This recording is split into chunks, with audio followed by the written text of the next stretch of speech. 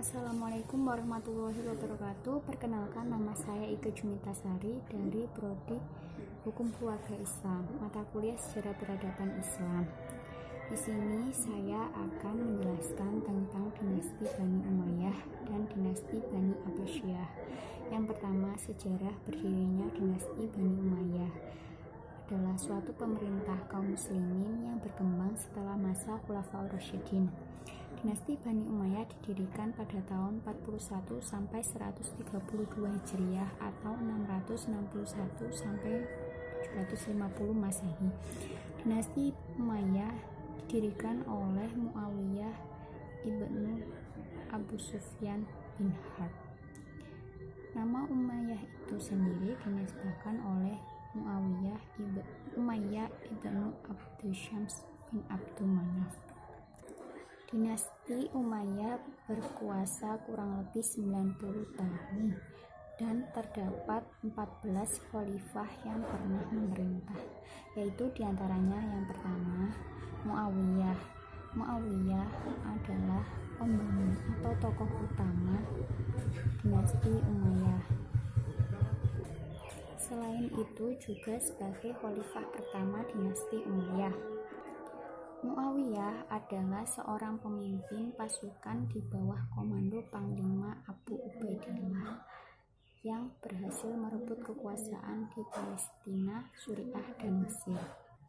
Kebijakan dari Muawiyah yaitu yang pertama, Muawiyah mengubah sistem pemerintahan dari demokrasi kepada monarki absolut atau keturunan. Yang kedua, memindahkan pemerintahan dari Madinah ke Damaskus.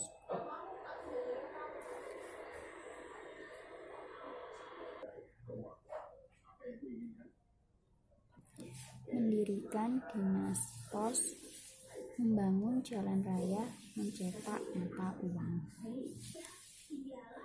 Kemundurannya setelah 90 tahun, akhirnya dinasti Bani Umayyah berakhir.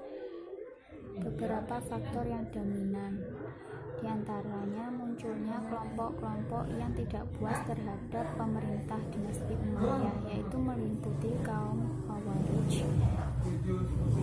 Syiah, dan Mawali. Yang kedua, dinasti Bani Abbasiyah, yaitu merupakan dinasti Islam yang berhasil dalam mengembangkan peradaban Islam. Kekuasaan dinasti Bani Abbasiyah adalah melanjutkan kekuasaan dari dinasti Bani Umayyah.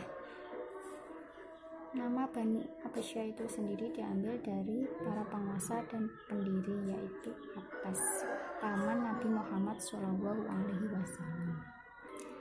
Dinasti Bani Abbasiyah didirikan oleh Abdullah As-Sofa ibnu Muhammad ibnu Ali ibnu Muhammad ibnu Al-Abbas pada tahun 132 sampai 656 Hijriah.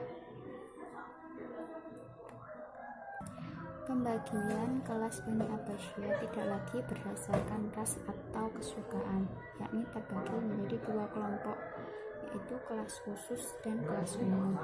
Kelas khusus yaitu meliputi khalifah atau Bani Hashim, gubernur, menteri, panglima, tentara, dan lain-lain. Kelas umum meliputi seniman, ulama, saudara, buruh, dan tani. Pada periode pertama, Bani Abbasiyah mencapai masa keemasan secara politis. Para khalifah betul-betul tokoh yang kuat dan merupakan pusat kekuasaan politik dan agama sekaligus.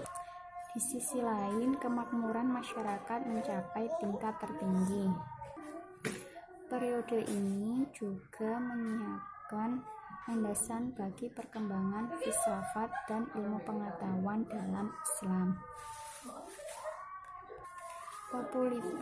Popularitas Daulah Abbasiyah mencapai puncaknya di zaman Harun al-Rasyid dan putranya Al-Ma'mun. Kekayaan negara banyak dimanfaatkan oleh Harun untuk keperluan negara.